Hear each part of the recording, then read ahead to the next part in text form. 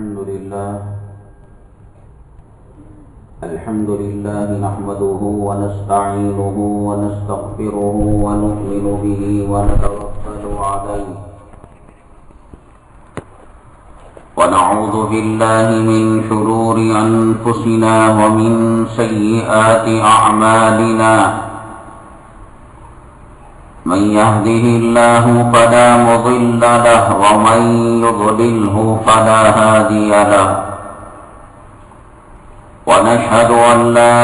إله إلا الله وحده لا شريك له ونشهد أن سيدنا ومولانا محمدا عبده ورسوله صلى الله عليه وعلى آله وأصحابه وبارك وسلم تسليما كثيرا كثيرا أما بعد فأعوذ بالله من الشيطان الرجيم بسم الله الرحمن الرحيم والسماء ذات البروج واليوم الموعود وشاهد ومشهود قتل أصحاب الأخدود النار ذات الوقود إذ هم عليها قعود قال النبي صلى الله عليه وسلم إن أشد الناس بلاء الأنبياء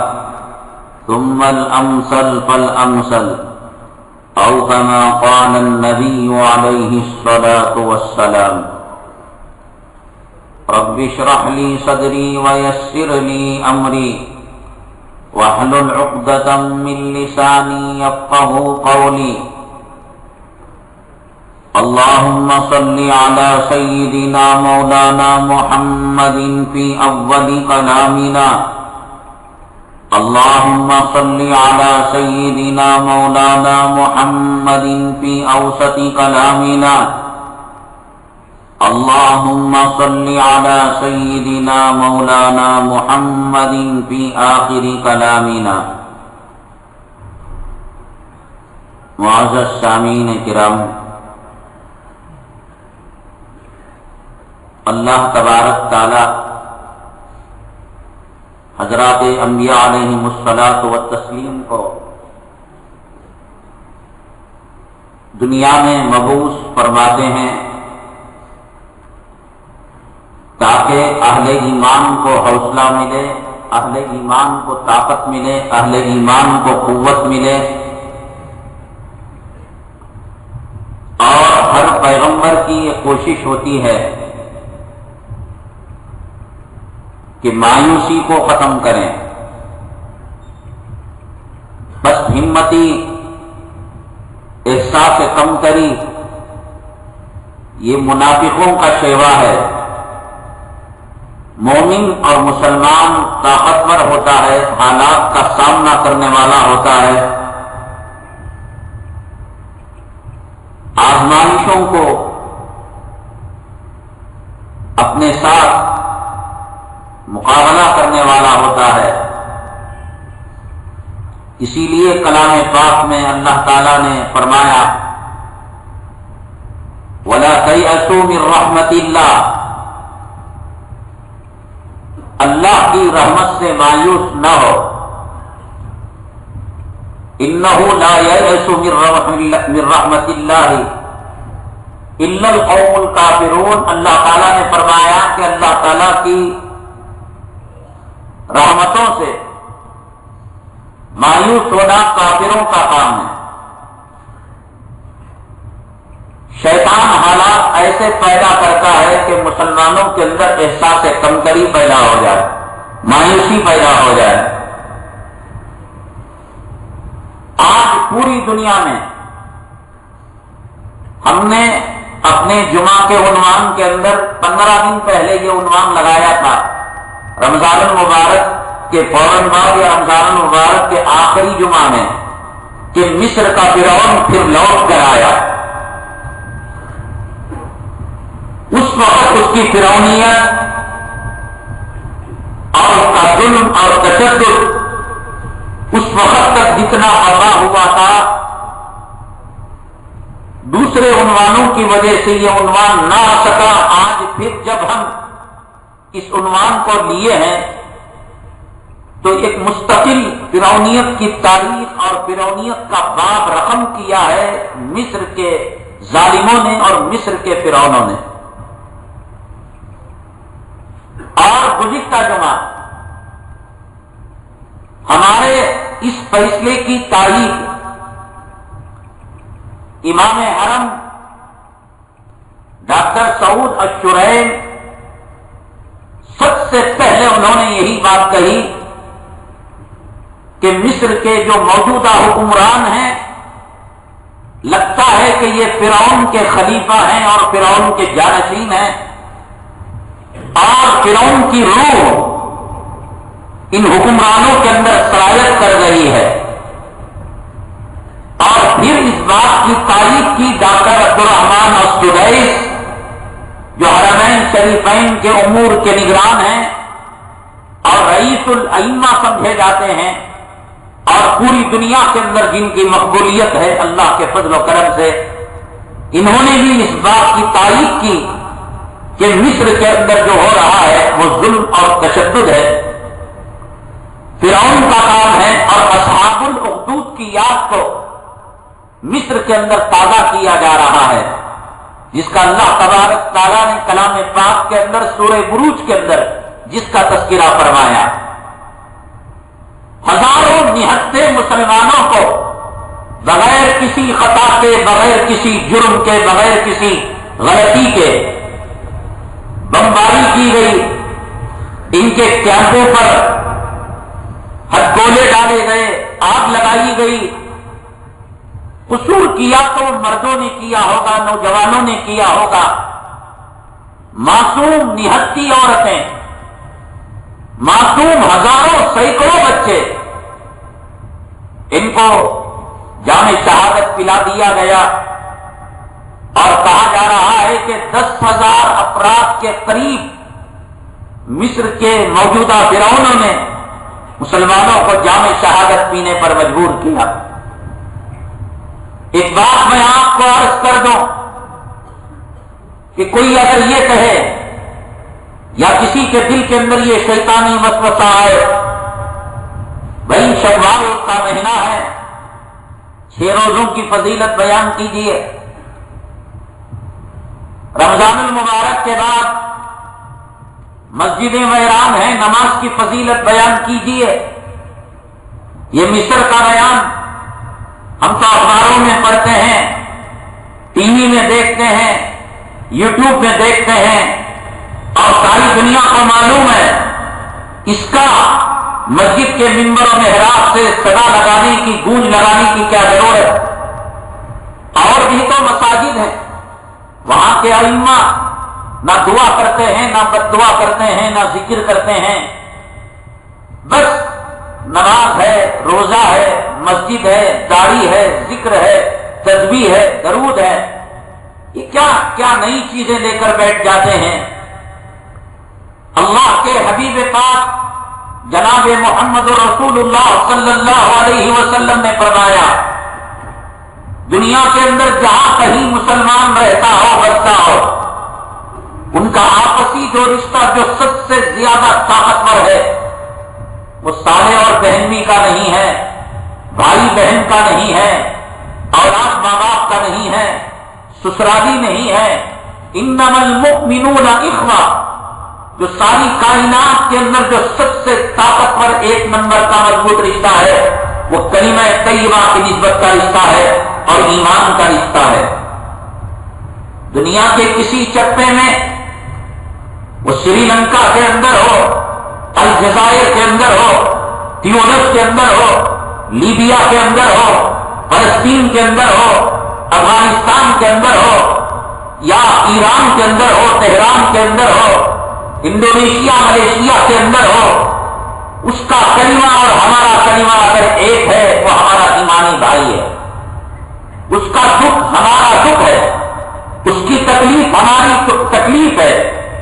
اللہ کے حبیب پاک جناب محمد رسول اللہ صلی اللہ علیہ وسلم نے فرمایا کہ ایک جسم کی طرح ہے سارے مسلمان، سارے کلمہ پڑھنے والے، سارے قبلے کی طرف رخ کرنے والے، سارے قرآن شریف پر اللہ کی کتاب ماننے والے، آخرت پر ایمان لانے والے، تمام کے تمام ایک بھائی ہیں اور ایک جسم کی طرح ہے۔ اور آپ نے مثال دے کر ارشاد فرمایا اگر پیر کے اندر کانٹا چبھتا ہے تو زبان سے آہ نکلتی ہے اور آنکھوں سے آنسو کے قطرے نکلتے ہیں، تو دنیا کا کوئی آدمی یہ نہیں کہتا،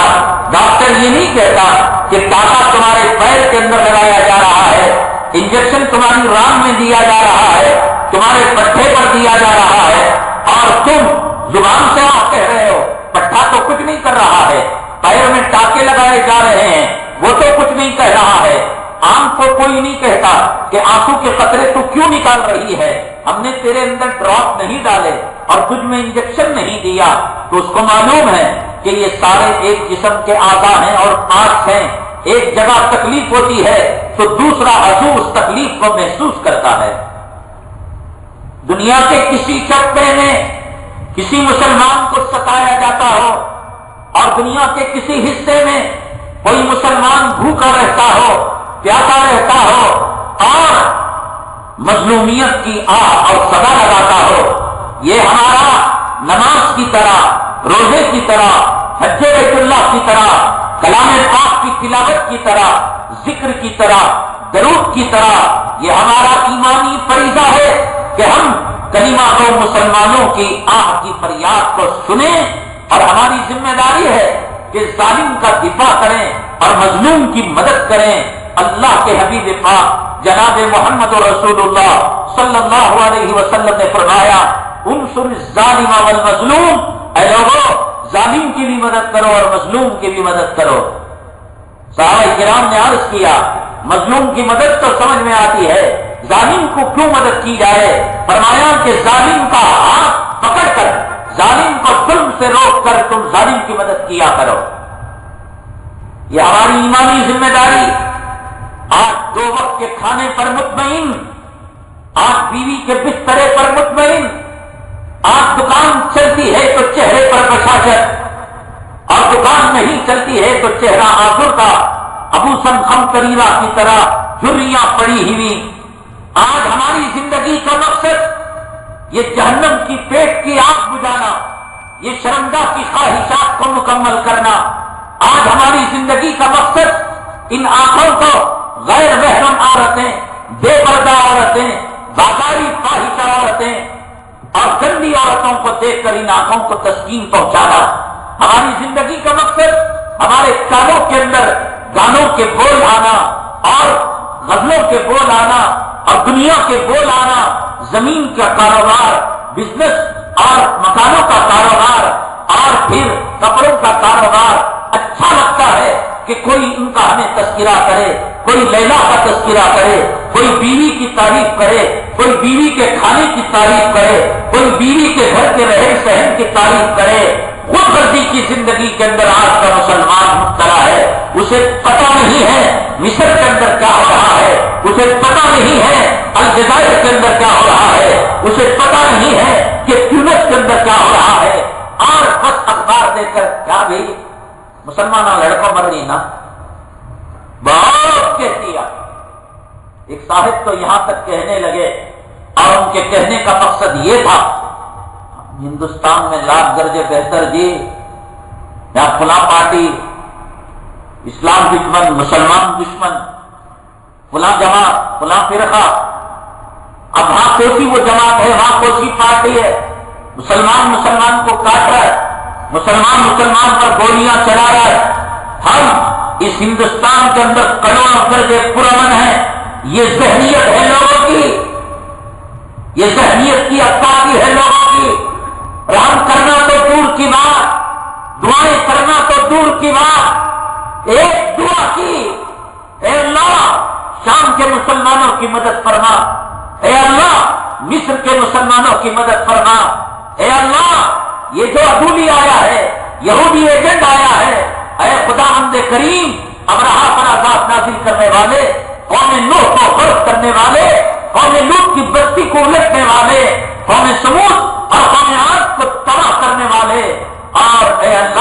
فرعون کو تو عذاب دینے والا، یہ وقت کا فرعون بشار الاسد، یہ وقت کا فرعون جو سیسی ہے اور آؤٹ ہے اور جو وہاں کا جنرل کمانڈر ان چیف ہے، کبھی کسی نے جھوٹی زبان سے دعا کی کہ یہ ہمارا ایمانی فریضہ نہیں؟ کیا ان کا کلمہ الگ ہے؟ ان کا قرآن الگ ہے، ان کی مصراعات الگ ہے، ان کا کعبہ الگ ہے؟ سالے کو کچھ ہو جاتا ہے، سانپ کے پیٹ کے اندر گڈھا پیدا ہو جاتا ہے، سالی کی ماہواری کے اندر اضافہ ہو جاتا ہے، بہن بھی پریشان شادی کو لے کر ایمبولینس میں جا رہا ہے، ہزاروں نہتے نوجوانوں کو نیچے بلڈوزر کے نیچے ایک سنتری کی طرح نارنگی کی طرح اس کے سر پر بلڈوزر چلائی جا رہی ہے اور ان کی آنکھوں پر پٹی باندھ کر ان پر گولیوں سے نشانہ باندھا جا رہا ہے۔ وہ کسی اور پیغمبر کے ماننے والے، کسی اور قرآن کے پڑھنے والے، کسی اور قبلے کی طرف رخ کرنے والے پیغمبر جناب محمد رسول اللہ صلی اللہ علیہ وسلم، کیا ان کا نام ان کے کلمے کے اندر نہیں آتا؟ اگر آقا حیات ہوتے، آقا زندہ ہوتے، مصر کے احوال آقا کے آنکھوں کے سامنے ہوتے، شام کے احوال آقا کے سامنے ہوتے، بدر کے قیدیوں کو مسجد کے ستونوں سے باندھ دیا گیا اور یہ قیدی کرا رہا تھا، آقا تڑپ رہے تھے، ایک صحابی گئے، فرمایا اے اللہ کے حبیب پاک صلی اللہ علیہ وسلم، کیا طبیعت آپ کی خراب ہو گئی؟ کیا طبیعت آپ کی ناساز ہو گئی جو آپ مچل رہے ہیں، مچھلی کی طرح تڑپ رہے ہیں؟ فرمایا آپ نے کہ میری محمد صلی اللہ علیہ وسلم کی نیند کیسے آئے گی؟ ایک قیدی کے ہاتھوں کو کس کر باندھ دیا گیا ہے، وہ اسلام دشمن، وہ مسلمان دشمن، وہ مسلمانوں کے خلاف تیر چلانے آیا تھا، لگ سکتا تھا اس کا تیر کسی مسلمان کے گلے پر اور مسلمان شہید ہو سکتا تھا، اس کی تلوار اٹھ سکتی تھی اور کسی مسلمان صحابی کا سر قلم ہو سکتا تھا۔ آج وہ مسلمانوں کے شکنجے میں ہے، مسلمانوں کی مسجد کے ستون سے اس کو باندھا گیا ہے اور رسا بھول کر پیٹ باندھ دیا گیا، کس کر باندھ دیا گیا، وہ تڑپ رہا ہے۔ آقا کو اس قیدی کی طرف برداشت نہیں ہوئی، فرمایا کہ محمد کی نیند نہیں آ سکتی جب تک کہ اس کے ہاتھوں کو سکون نہیں مل سکتا۔ دشمن کی یہ کیفیت دیکھ کر آقا تڑپ گئے اور مصر کے اندر ہزاروں نہتوں کو جلایا گیا۔ میرے آقا دیکھتے آقا کو کیا کیفیت طاری ہوتی، شام کے اندر زہریلی پیاس ڈال کر مسلمانوں کو جان شہادت پینے پر مجبور کیا گیا۔ چلو یہ نوجوان دہشت گرد ہے، یہ بوڑھا دہشت گرد ہے، ان عورتوں نے کیا قصور کیا، ان بچوں نے کیا قصور کیا جو ریننے والے، جو دیوار پکڑ کر چلنے والے، بھی زمین قتلت، کس جرم کے اندر انہیں قتل کیا گیا، کس جرم کے اندر انہیں مارا گیا؟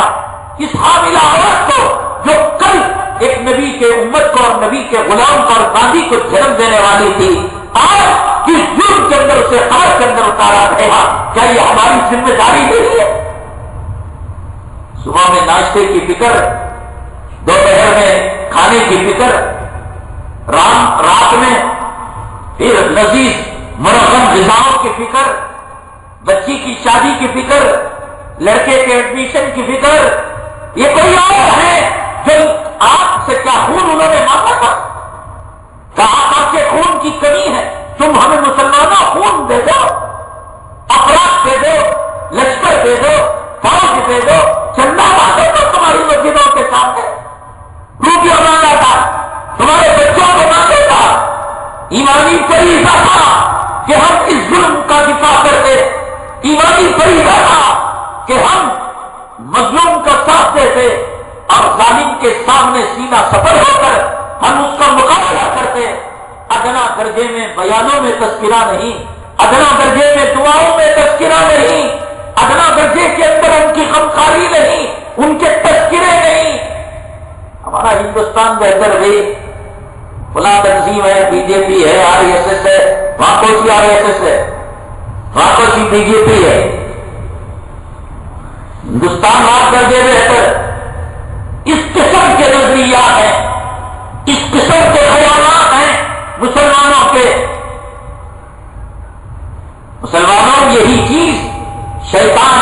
امت مسلمہ کے اندر طاری کرنا چاہتا ہے اور یہی چیز پیدا کرنا چاہتا ہے، اور وہ کہنا چاہتا ہے کہ حق رکھ کر فائدہ کیا، سچائی رکھ کر فائدہ کیا، توپوں کے نیچے سرانے کے لیے قیدوں کے اندر صعوبتیں برداشت کرنے کے لیے،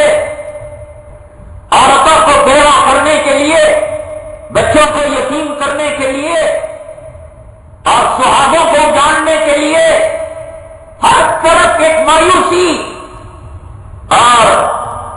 سعودی عرب کے فرما روا نے کہا کہ مصر جو کر رہا ہے وہ صحیح کر رہا ہے، اس مایوسی کے اندر اور تقویت مل گئی اور طاقت مل گئی کہ ظالم جو کر رہا ہے وہ صحیح کر رہا ہے، مظلوم نہیں، اس کو احتجاج نہیں کرنا چاہیے تھا، صدائے احتجاج بلند نہیں کرنا چاہیے تھا، جمہوری قوانین کی پاسداری نہیں کرنا چاہیے تھا۔ ہر طرف ایک مایوسی ہے کہ اہل حق کے ساتھ ایسا سلوک، ایک طرف ملک شام سلگ رہا ہے، ایک طرف افغانستان سلگ رہا ہے، ایک طرف عراق سلگ رہا ہے، اور ایک طرف فلسطین سلگ رہا ہے، اور ایک طرف مصر کے اندر فرعون کی یاد کو تازہ کیا جا رہا ہے۔ لگ رہا ہے کہ فرعون نے وہ کام نہیں کیا جو کام آج کا جنرل السیسی اور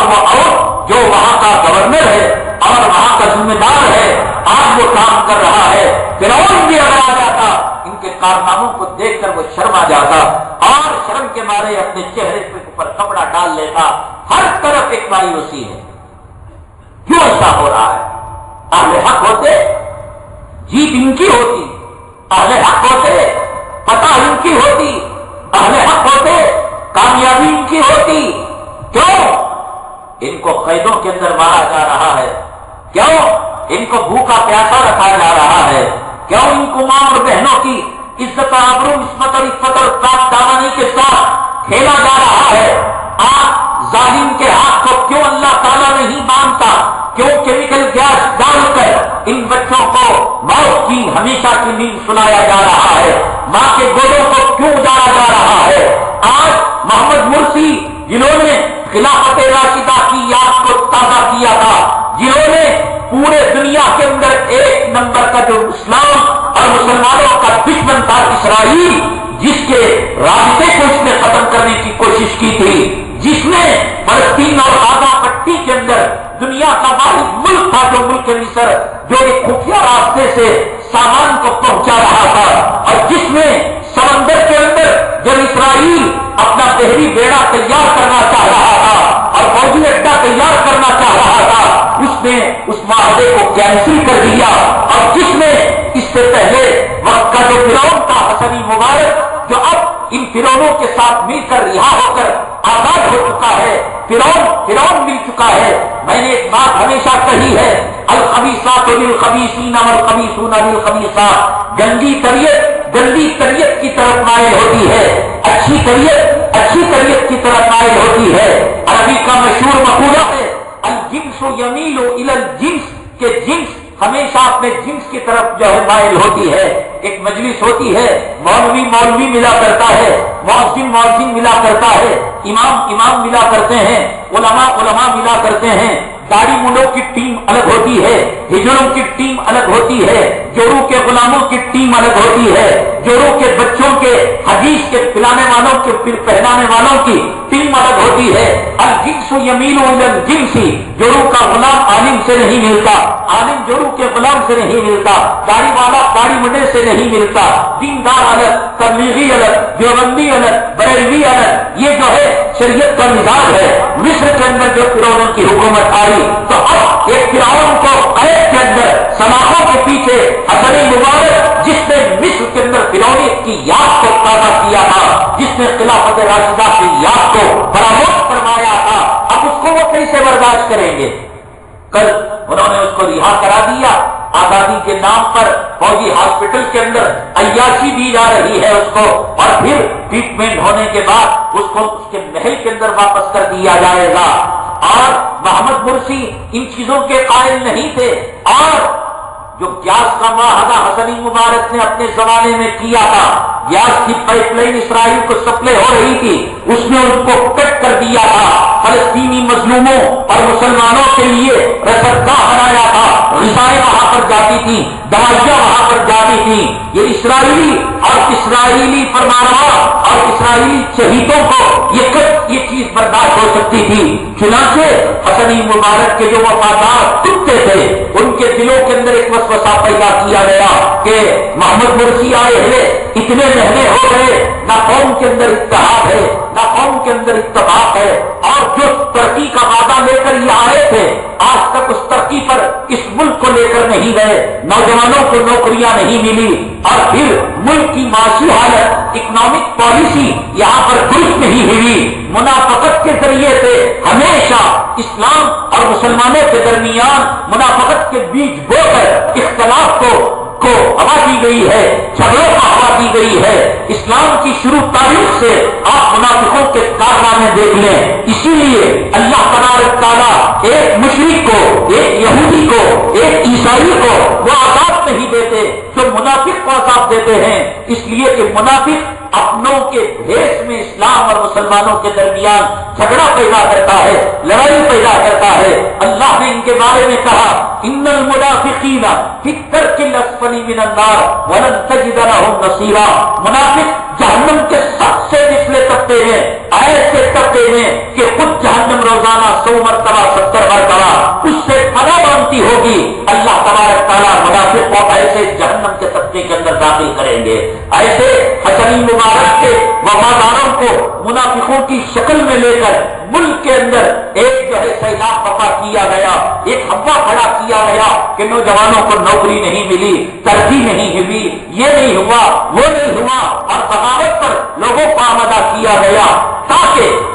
کہیں ایسا نہ ہو کہ کل یہ اسرائیل کے خلاف ایک طاقت بن جائے، وقت کے اسلام مسلمان دشمن یہودی طاقتوں اور دجالی طاقتوں کے خلاف یہ مصر ایک طاقت نہ بن جائے اور یہ قوت نہ بن جائے۔ آپ جانتے ہیں کہ مصر کی تاریخ چیخ چیخ کر کہتی ہے کہ یہاں کا فرعون جتنا سر اٹھائے وقت کے جادوگروں کے سامنے اسے شکست کھانی پڑتی ہے، وقت کے موسیٰ کے سامنے اس کو شکست کھانی پڑتی ہے۔ یہ مصر اپنے اندر فرعون کی جہاں تاریخ رکھتا ہے وہی حضرت موسیٰ علیہ السلام کی تاریخ بھی رکھتا ہے، وہی جادوگروں کی بھی تاریخ رکھتا ہے، وہی حضرت سیدنا عمر بن عاص رضی اللہ تعالیٰ عنہ کی گورنری کی تاریخ رکھتا ہے۔ وہ بتاتا ہے کہ فرعون کا دبدبا وقتی تھا، فرعون کی طاقت اور فرعون کی قوت اور فرعون کی فرعونیت یہ وقتی تھی۔ اللہ تبارک تعالیٰ ایک وقت وہ لے کر آیا کہ حضرت موسیٰ علیہ السلام اور ان کی قوم کو فتح سے ہمکنار کیا، اور فرعون حضرت موسیٰ علیہ السلام کے قدم چاٹنے لگا اور کہنے لگا آمنا برب موسیٰ و ہارون، میں موسیٰ اور ہارون کے رب پر ایمان لانے کے لیے تیار ہو۔ وہ فرعون تیری فرعونیت کہاں گئی، تیری طاقت کہاں گئی، تیری قوت کہاں گئی، تیری جبروت کہاں گئی، تیرے دعوے کہاں گئے؟ تحابیل انہار تجری من تحتی افلا تبصرون، کیا تم نہیں دیکھتے؟ یہ محل نہیں دیکھتے، یہ بہتی نہریں نہیں دیکھتے، اور یہ چشمے نہیں دیکھتے؟ کس طریقے سے میں لڑکوں کو باقی رکھتا، لڑکوں کو قتل کرتا ہوں اور لڑکیوں کو مارتا ہوں، میں جسے چاہے زندہ رکھتا ہوں اور جسے چاہتے مارتا ہوں۔ اللہ نے مصر کے اندر وہ تاریخ رکھی ہے۔ اللہ تعالیٰ نے بتایا ہے کہ آج یہ فرعون حضرت موسیٰ علیہ السلام کو دہائی دے رہا ہے، حضرت ہارون علیہ السلام کے سامنے ایک ذلیل مچھر اور ایک گرے ہوئے کیڑے کی طرح یہ فریاد کر رہا ہے کہ مجھے بچا لو، مجھے بچا لو، میں اللہ کے عذاب کی آنکھوں کے سامنے دیکھ رہا ہوں۔ یہ قرآن مسلمانوں کی مایوسی کو ختم کرتا ہے، یہ قرآن مسلمانوں کے احساس کمتری کو ختم کرتا ہے۔ یہ قرآن کہتا ہے ضرور فرعون آیا، اپنی طاقت اور اپنی قوت اور اپنی فرعونیت کا اظہار کیا، قارون آیا، شداد آیا، حامان آیا، ابو جہل آیا، ادبا آیا، شیبا آیا، ابی ابن سلول آیا، ابن سبا آیا، اور اب جھولے بدل بدل کر اسلام اور مسلمان دشمن فرعون کے لباس پہن کر آئیں گے، لیکن مسلمانوں ولا تیأسوا من رحمت اللہ، ان کے لاشوں کو دیکھ کر، ان کے شہادت کی لہو کے دیکھ کر، ان کے منظرنامے کو دیکھ کر تم اپنے آپ کے اندر مایوس نہ ہو، آخر قرآن نے ہمیں کیوں نہیں بچایا؟ اللہ کی مدد کیوں نہیں آئی؟ اللہ کی نصرت کیوں نہیں آئی؟ کیا اللہ معصوم بچوں کو نہیں دیکھ رہا ہے؟ کیا اللہ تعالیٰ معصوم عورتوں کو نہیں دیکھ رہا ہے؟ کیا اللہ تعالیٰ نہتے نوجوانوں کو نہیں دیکھ رہا ہے؟ آخر اللہ اگر چاہتا تو ان کیمیکل گیس کو ناکام کر سکتا تھا، ان کے ہتھیارات کو، ان کے گولے کو، ان کے بارود کو اللہ تبارک تعالیٰ ناکام کر سکتا تھا، ان کے مشنریز کو ناکام کر سکتا تھا۔ اللہ تعالیٰ اگر چاہتا تو محمد مرسی کی طاقت کو باقی رکھ سکتا تھا، ان کے طاقت اور ان کے قوت کو باقی رکھ سکتا تھا، ان کی حکومت کو باقی رکھ سکتا تھا۔ یہی وسوسے شیطان مسلمانوں کے دلوں کے اندر پیدا کر احساس کمتری پیدا کرنا چاہتا ہے، مایوسی پیدا کرنا چاہتا ہے۔ ارے کعبے کے رکھنے والے مسلمانوں، ارے قرآن کے رکھنے والے مسلمانوں، ارے نبی کی سنت رکھنے والے مسلمانوں، 1.25 لاکھ پیغمبروں کی داڑھی رکھنے والے مسلمانوں، نبی کی بدر اور نبی کی حنین اور نبی کی احد اور نبی کی تبوک کی مدد رکھنے والے مسلمانوں، آج تمہاری حالت کیا ہو گئی؟ ایک مٹھی بھر قوم تمہیں آج چلانے پر مجبور کر رہی ہے۔ کبھی تمہیں ابو غریب جیل کے اندر ڈالا جا رہا ہے، کبھی تمہیں گوانتانامو میں جیل کے اندر ڈالا جا رہا ہے، کبھی تمہاری ماں اور بہنوں اور امت کی بیٹیوں کی عزت آبرو سے کھیلا جا رہا ہے، کبھی تمہاری مساجد سے دھواں اٹھتا ہوا دکھائی دیتا ہے، اور کبھی تمہارے مدارس کے وجود کو ختم کیا جاتا ہے، کبھی گاڑی اور آنے والوں کو گاڑیوں سے نوازا جاتا ہے۔ مسلمانوں کیا ہو رہا ہے؟ تو اللہ تعالیٰ فرماتے ہیں کہ وَلَا تَيْأَسُوا مِن رَحْمَتِ اللَّهِ، اے مسلمانوں اللہ کی مدد تمہارے ساتھ ہے، اللہ کی نصرت تمہارے ساتھ ہے۔ ہر فرعون، ہر شیطان، ہر حامان، ہر قارون دنیا میں وقتی طور پر اتراتا ہے، لیکن فرعون کا حشر کیا ہوا تم نے نہیں دیکھا؟ اسی مصر کی سرزمین کے اندر جب اصلی فرعون کا یہ حشر ہوا تو یہ فرعون کے نائبین، فرعون کا پیشاب پینے والے یہ بچ جائیں گے اور مر تو رہے ہیں، شہید تو ہو رہے ہیں۔ شہید ہونا کوئی جرم ہے؟ شہادت کی دعا کون نہیں کرتا؟ اللہ کے حبیب جناب محمد رسول اللہ صلی اللہ علیہ وسلم نے فرمایا کہ میرا جی یہ چاہتا ہے ثم اقتل ثم احیا ثم اقتل ثم احیا ثم اقتل ثم احیا، 3 مرتبہ آپ نے فرمایا اللہ مجھے شہادت کا پیالہ پلائے، جنت میں لے جائے، پھر مجھے دنیا میں واپس بھیجے، پھر مجھے شہادت کا پیالہ پلائے، پھر مجھے جنت میں لے جائے۔ اللہ کے حبیب پاک صلی اللہ علیہ وسلم کی جو تمنا، صدیق کی جو تمنا، فاروق کی جو تمنا، اگر گھر بیٹھے مصر کے مسلمانوں کو یہ نعمت نصیب ہو جاتی ہے، ملک شام کے مسلمانوں کو یہ نعمت نصیب ہو جاتی ہے، کیا یہ گناہ عذاب ہے؟ اس سڑی گلی دنیا کے اندر جو دنیا ملعون ہے، دھوکے کا گھر ہے، جس دنیا کو اللہ تعالیٰ نے رحمت کی نگاہ سے پیدا کرنے کے بعد ایک مرتبہ نہیں دیکھا، اور چوروں کا حیض و نفاق چاٹنے والے، اور دنیا کے کتے اور دنیا کے پجاری تجھے دنیا محبوب ہوگی، طالب آخرت اور طالب جنت کے لیے یہ دنیا پیشاب کے قطرے کے برابر کوئی حیثیت نہیں ہے۔ خداوند عزت کی جلالت کی قسم اور رب کبریائی کی قسم، ان شہداء کی روحیں اگر اس دنیا کے اندر آ جائیں، کرناٹک کے، بنگلور کے، ہند کے اور آنند کے مسلمانوں، ان سے پوچھو تو یہ کہیں گے کہ ہم اللہ کی کن کن نعمتوں سے ملحوظ ہو رہے ہیں، اور تم اس سڑی ہوئی دنیا میں پیشاب کی پابندی کی دنیا میں گندی اور ذلیل پیشاب کا کھانا رکھنے والی عورتوں کے پیچھے فنا ہونے والی ملعون دنیا، جس کو اللہ تعالیٰ، اللہ کے حبیب پاک صلی اللہ علیہ وسلم نے فرمایا ایک مچھر کے پر کے برابر اس کی کوئی حیثیت نہیں، اور جس کو ایک سڑی ہوئی بکری کو دیکھ کر جس میں کیڑے پڑ گئے تھے تعفن پیدا، خوش نصیب ہے ان شہداء کو ہمارا سلام۔ ارے موت تو اٹل ہے، ہمارا ایمان ہے، موت نہ آگے آ سکتی ہے نہ پیچھے آ سکتی ہے۔ مصر کے یہ شہداء اگر شہادت کے راستے شہید نہ ہوتے،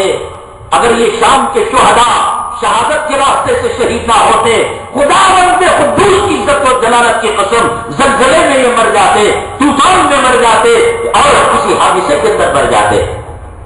یورپی کنٹریز کے اندر اللہ نے ہمیں شہادت کی نعمت دی ہے، کیا زلزلے نہیں آ رہے، طوفان نہیں آ رہے، اللہ کا عذاب نہیں آ رہا ہے؟ یہاں کا شام کا مسلمان مرتا ہے تو اس کی روحیں پرندوں کے سب پرندوں کے پگوٹوں میں ڈال کر اللہ عرش کی سیر کراتا ہے۔ اخوان المسلمین کے ایک لیڈر جب ان کی بہن اس تحریک کی قیادت کرنے کے لیے آگے بڑھی تو ان کو خط لکھا، کہا میری جان سے عزیز بیٹی، میں نے خواب کے اندر دیکھا کہ تو دلہن بن گئی ہے اور جنت کے دلہا تیرے منتظر ہیں۔ تو اس نے کہا کہ نہ بیٹا ابا، میں دلہن ابھی نہیں بنی، کل ظہر کے اندر مجھے بتایا گیا ہے کہ میں دلہن بننے والی ہوں اور دلہن کا جوڑا مجھے پہنایا جانے والا ہے۔ پھر کل ظہر آئی، ابا حضور کو اطلاع دی گئی کہ آپ کی بیٹی نے جان شہادت نوش کر لیا۔ تو پھر باپ نے کہا کہ واقعتاً میری بیٹی کو جو دلہن کی روپ کے اندر دیکھا وہ جنت کی دلہن بن گئی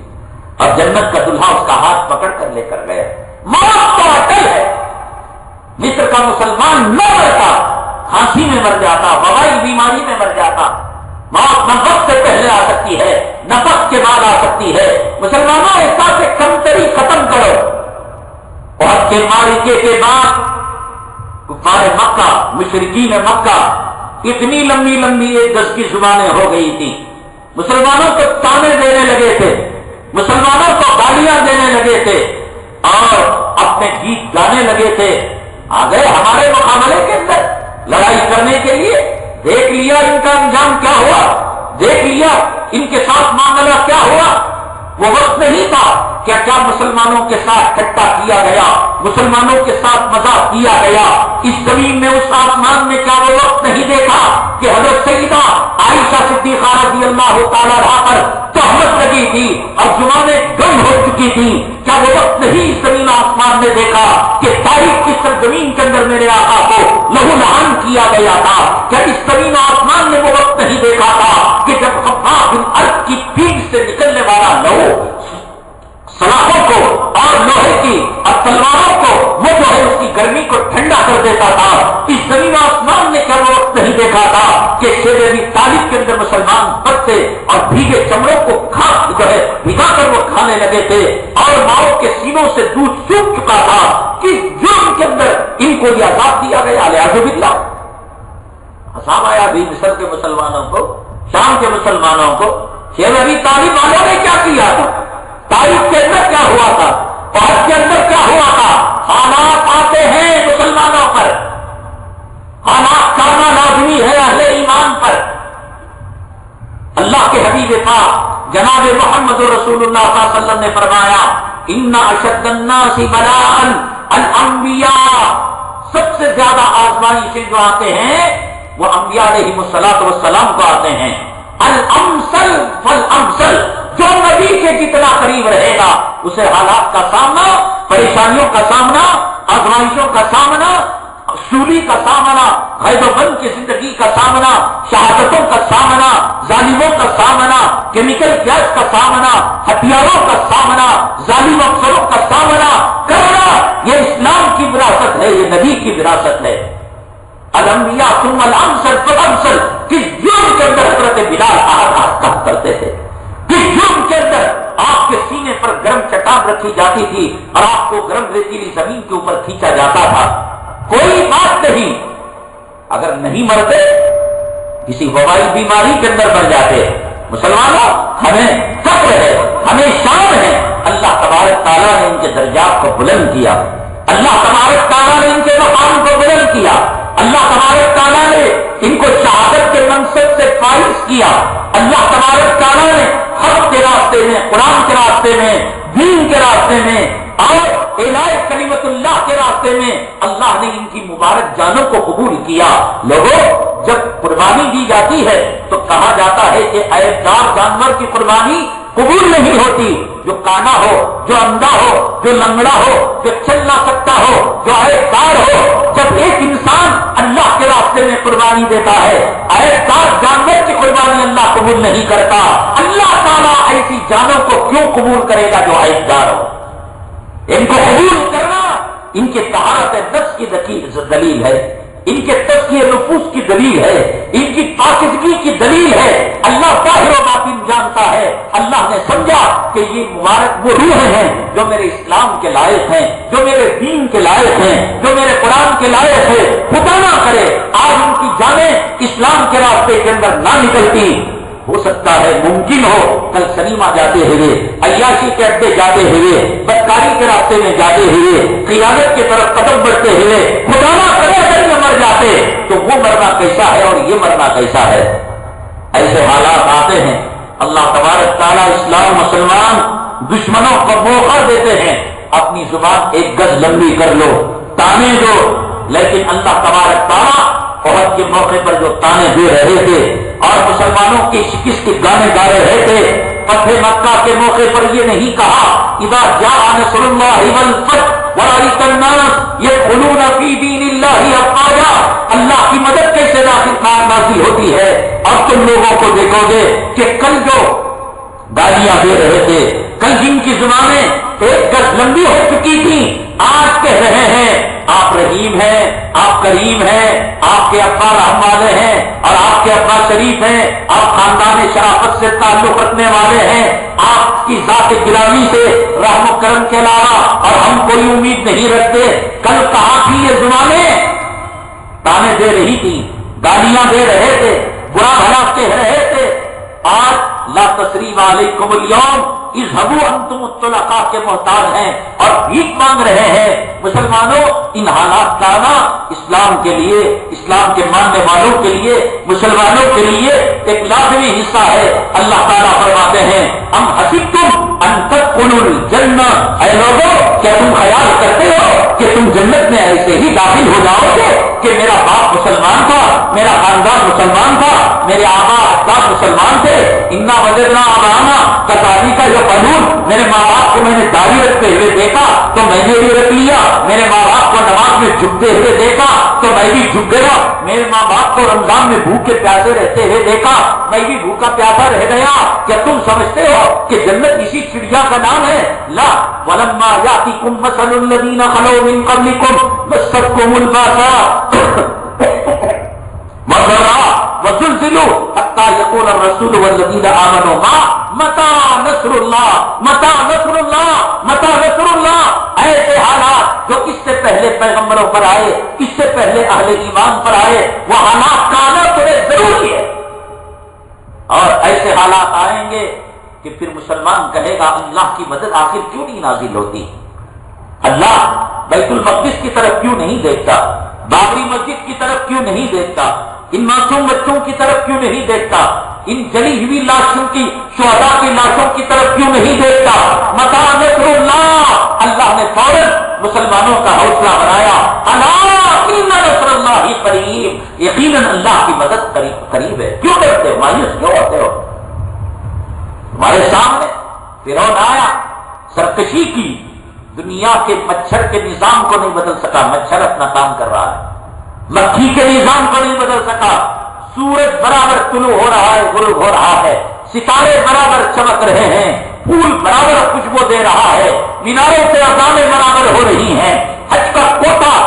کوٹے سے زائد لوگ حج کے لیے اپلیکیشن دے رہے ہیں، رمضان کے اندر اللہ تعالیٰ کی عبادت کرنے والوں کا جم غفیر ہے۔ الا ان نصر اللہ قریب، لوگوں تم کیوں مایوس ہوتے ہو؟ اللہ کی مدد بڑی قریب ہے۔ اللہ تبارک تعالیٰ نے مسلمانوں کا حوصلہ برقرار رکھنے کے لیے کلام پاک کے 30ویں پارے میں سورہ بروج کے اندر اصحاب حدود کا واقعہ پیش کیا، بیان فرمایا۔ وہاں ایک ظالم بادشاہ تھا اور وہ بادشاہ اپنے آپ کو رب کہتا تھا، اپنے آپ کو خدا کہتا تھا، جیسے اس وقت کچھ دجالی طاقتیں یہ کہتی ہیں کہ تم ہمارا مانو، تمہارا ملک محفوظ رہے گا، تمہارے ملک والے محفوظ رہیں گے اور تمہاری فوج سلامت رہے گی، تمہارے خزانے سلامت رہیں گے، اور اگر تم ہم سے بغاوت کرو گے تو پھر دیکھو شام کا انجام کیا ہوا، تیونس کا انجام کیا ہوا، فلسطین کا انجام کیا ہوا، افغانستان کا انجام کیا ہوا، عراق کا انجام کیا ہوا، اور اب مصر کا انجام کیا ہو رہا ہے۔ مانو ہماری۔ سعودی عرب نے مانا، سعودی عرب میں جھگڑا ہوتا ہے، سعودی عرب میں لڑائی ہوتی ہے، سعودی عرب میں فوج کشی ہوتی ہے، سعودی عرب نے مصر کے بادشاہ کی تعریف کی، سعودی عرب نے مصر کے ظلم اور تشدد کی تعریف کی، سعودی عرب کے فرما رواں نے بشار الاسد کی طرفداری کی، تو ٹھیک ہے بابا کی، تو ملک عرب بچا ہوا ہے، مانو ہماری، ہم بچائیں گے، جنت ہمارے ہاتھ میں، جہنم ہمارے ہاتھ میں۔ اس بادشاہ نے کہا، اس زمانے کے اندر ایک جادوگر تھا جو بوڑھا ہو گیا، سورہ بروج کی تفسیر کے اندر اللہ تعالیٰ نے واقعے کو لکھا ہے، بروج کے اندر مفسرین نے اس واقعے کو تفصیل سے لکھا ہے۔ جب بوڑھا ہو گیا وہ جادوگر، تو اس نے بادشاہ سے کہا کہ اب میں مر جاؤں گا تو میرا فن سینے میں دفن ہو کر قبر میں چلا جائے گا، ملک کے کسی نمائندے کو، کسی بچے کو، نوجوان کو میرے حوالے کیجیے، یہ جادو کی فن گیری میں اس کو سکھاؤں گا، جادوگری اس کو سکھاؤں گا۔ ایک بچہ اس کے حوالے کیا، بچہ جاتا جادو سیکھتا، اپنے ماں کے گھر آتا، جاتا سیکھتا آتا، اتفاقاً راستے کے اندر ایک راہب اللہ والا اس زمانے کے اندر جو تھا اس سے اس کی ملاقات ہو گئی، اور اس کی مجلس میں وہ آنے جانے لگا، اور جب مجلس میں آنے جانے لگا تو اسے معلوم ہوا یہ جھوٹا خدا ہے، یہ جھوٹا رب ہے، حقیقت میں اللہ تعالیٰ کوئی اور ہے۔ توحید کا عقیدہ اس کے دل کے اندر سرایت کر گیا، چنانچہ ان مجلسوں کے اندر اٹھنے بیٹھنے لگا تو جادوگر کے پاس جاتے ہوئے تاخیر ہو جاتی، اور پھر واپسی میں راہب کے پاس آتا تو گھر میں جاتے ہوئے تاخیر ہو جاتی، تو راہب نے بتا دیا کہ جادوگر کے پاس جاتے ہوئے دیر ہو جائے کہہ دینا کہ گھر سے نکلنے میں دیر ہو گئی، اور گھر پہنچنے میں دیر ہو جائے تو کہہ دینا کہ جادوگر کے یہاں جو ہے دیری ہو گئی۔ چنانچہ بہت دنوں کے بعد جب اس نے راہب کے پاس بیٹھ کر تقوی کا علم حاصل کر لیا، توحید کا علم حاصل کر لیا، میں یہی کہتا ہوں کہ ان مجلسوں کو بیکار نہ سمجھو، ایک جمعہ ماموں مارے، ایک جمعہ ماموں مارے، وہاں جا کر موسیٰ علیہ السلام کا قصہ، وہاں جا کر شوال کے روزے، وہاں جا کر لو اسٹوری، وہاں جا کر ہنسنا ہنسانا، وہاں جا کر رونا، وہاں جا کر گانا، یہ کیا تم نے منورنجن بنا رکھا ہے؟ ایسی دینی مجلسیں اور ایسے دینی مجالس کے جماعت کہ جہاں حالات حاضرہ پر ہمیں آگاہی ہوتی ہو، ہمارا ایمان تازہ ہوتا ہو، ہمارے اندر جنت کی طلب پیدا ہوتی ہو، جہنم کا خوف پیدا ہوتا ہو، مایوسی کے بادل چھٹتے ہو، امید کی کرن پیدا ہوتی ہو، جینے کا حوصلہ پیدا ہوتا ہو، حالات اور آزمائشوں سے ٹکر لینے کی طاقت اور قوت پیدا ہوتی ہو، یہ فضا پیدا کرو مسلمانوں۔ جس جگہ بھی اپنے محلے کی مسجد میں، اپنے گاؤں کی مسجد کے اندر جو چیزیں میں نے بیان کی ہیں، اگر وہ انصاف کی حامل وہاں پر وہ جمعہ ہوتا ہے آپ ضرور وہاں پر جایا کریں، لیکن جہاں وجود توڑ جمعہ ہوتا ہے کہ وہ اپنا گا رہا ہے یا اپنا سو رہا ہے، نہ حالات کی آگاہی ہے، نہ امت کی فکریں ہیں، نہ مایوسی کے بادل چھٹتے ہیں، نہ آخرت کی طلب پیدا ہوتی ہے، نہ ہم سے خدا کی خوف سے آنسو کا قطرہ نکلتا ہے، پھر میں سمجھتا ہوں کہ یہ زندگی برباد ہے۔ اسی لیے اگر آپ کو یہاں کی مجلسوں کے اندر ایمانی حرارت پیدا ہوتی ہے، جو لوگ ایک جمعہ ہے، دو جمعہ چھوڑے، دو جمعہ ہے، تیسری جمعہ چھوڑے، میں سمجھتا ہوں اللہ تعالیٰ کی عظیم الشان نعمت سے وہ لوگ محروم۔ کہا آپ، میں نہیں کہتا کہ یہی ایک ایسی مجلس ہے کہ یہاں پر آپ کو یہ دولت جہاں ملتی ہو، مایا جہاں ملتی ہو یہ دولت وہاں جائیں، لیکن اکثر جگہ جو میں نے دیکھا اور جو عنوان میں نے قائم کیا کہ پری پیڈ امام کا مطلب یہ ہوتا ہے کہ جس قسم کی کرنسی اس کے اندر بھری جاتی ہے، ایس ٹی ڈی کی کرنسی بھرو، ایس ٹی ڈی کا کام کرتا ہے موبائل، آئی ایس بی کی کرنسی بھرو، آئی ایس بی کا موبائل کام کرتا ہے، لوکل کی کرنسی بھرو، ایس ایم ایس کا کیش بھرو، تو وہ جو کمیٹی کا مزاج جو ہوتا ہے اور کمیٹی امام پر جس قسم کی کرنسی بھرتی ہے، کوئی یہ چاہتی ہے کہ فجر کی نماز 15 منٹ پڑھائے، اگر وہ 15 سے 12 پڑھا دے تو کمیٹی اس کو مواخذہ کرنے لگتی ہے، اور کوئی امام کمیٹی یہ چاہتی ہے کہ امام جمعہ کے اندر واقعات کو بیان کرے، حکایتوں کو بیان کرے، حکایت کا پیکج اور قصوں کا پیکج اور لو اسٹوری کا پیکج کی کرنسی امام کے اندر ڈال دی جاتی ہے۔ اب اس کی ہمت نہیں وہ جہیز کے خلاف بات کر سکے، وہ سود کے خلاف بات کر سکے، وہ داڑھی مڈے کے خلاف بات کر سکے، اس لیے کہ ذمہ دار خود جہیز لیا ہوا ہوتا ہے، اس لیے کہ ذمہ دار خود داڑھی مڈا ہوتا ہے، اس لیے کہ ذمہ دار کے گھر میں خود ٹی وی ہوتی ہے، اس لیے کہ ذمہ دار کی بیوی ہوتی ہے، اس لیے ذمہ دار کمیٹی اس میں جو پیکج بھرتے ہیں وہ یہ پیکج بھرتے ہیں، سود کے خلاف نہیں بولنا، ادھر کا نہیں بولنا، ادھر کا نہیں بولنا، خالی قرآن حدیث کا بولنا۔ ارے قرآن حدیث کا نہیں، کیا بائبل کا بولا جائے گا، انجیل کا بولا جائے گا، توریت کا بولا جائے گا، اور فلموں کا مسالہ تمہارے سامنے رکھا جائے گا؟ یہی تو قرآن امر بالمعروف کی تاکید کرتا ہے، یہی تو قرآن نہی عن المنکر کی تاکید کرتا ہے، یہی تو حدیث کہتی ہے من رأى منکم منکرا فلیغیرہ بیدہ۔ امام الصلاۃ نہیں ہوتا، امام الناس ہوتا ہے، وہ لوگوں کا امام ہوتا ہے، وہ اپنے قوم کا قائد ہوتا ہے، وہ اپنے قوم کا رہبر ہوتا ہے۔ اس کی ذمہ داری ہوتی ہے کہ کوئی ٹی شرٹ پہن کر آئے، کوئی ایسی پینٹ پہن کر آئے جس میں اس کا فٹ بال نظر آ رہا ہو، پیخانی کی لائن نظر آ رہی ہو۔ اس کی ذمہ داری ہوتی ہے کہ بابا ایسے کپڑے پہن کر اللہ کے دربار میں نہیں آیا کرتے، اور کسی کے منہ سے شراب کی بدبو، سگریٹ کی بدبو اور سڑی ہوئی بدبو نکل رہی ہے، یہ امام الناس ہوتا ہے۔ یہ تکبیر تحریمہ سے لے کر السلام علیکم کا نماز جو امام نہیں ہوتا، اس کی ذمہ داری ہوتی ہے اس کو بتائیں یا بنی آدم خذوا زینتکم عند کل مسجد، مسجد کو آنے کے آداب کیا ہوتے ہیں۔ اللہ کے نبی نے پیاز لہسن کھا کر مسجد میں آنے سے منع کیا، اللہ اکبر کہہ کر کھڑا ہو گیا، اتنا چیرا کوئی چیرا ہی نہیں، کسی کا عضو نظر آ رہا ہے، پاخانے کی جگہ نظر آ رہی ہے، کسی کے جسم میں بدبو ہے، کسی کو منہ سے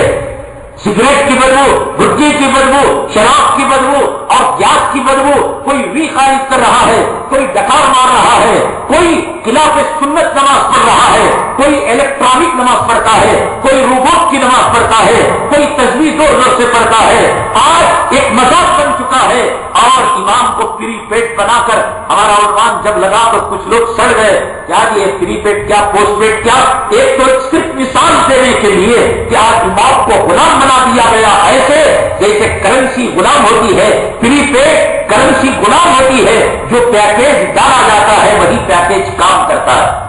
امام کو کہا یہ امام صاحب کو سے بارے میں کیا بھی نہیں ہوا، تمہارا کام کتنا نماز پڑھانا جانا، بس امام وہی کرا، کیونکہ پیکیج اس کے اندر وہی ڈالا گیا۔ شادی کے بارے میں نہیں بولنا، امام نہیں بول سکتا، وہی پیکیج اس کے اندر ڈالا گیا ہے۔ یہ پری پیڈ ہوتا ہے، اور مارجن جو ہوتا ہے وہ پوسٹ پیڈ ہوتا ہے۔ پوسٹ پیڈ کے اندر ہر قسم کی سہولت ہوتی ہے، رومنگ کی سہولت ہوتی ہے، انٹرنیٹ کی سہولت ہوتی ہے، یہ SMS کی سہولت ہوتی ہے، یہ مردوں کا مال کھا جاتا ہے، یہ حرام کا مال کھا جاتا ہے، یہ متولی کے گھر جا کر کھانا پکاتا ہے، یہ صدر سیکرٹری کے گھر جا کر جو ہے گھر کو صاف کرتا ہے، یہ پوسٹ پیڈ ہوتا ہے۔ پوسٹ پیڈ کے اندر بہت ساری سہولیات، آپ ISD کر دیں، آپ STD کر دیں، آپ SMS کر دیں، امام نہیں کر سکتا۔ امام کو جو پیکج ڈالا گیا اس پیکج کے علاوہ وہ کوئی کام اور نہیں کر سکتا،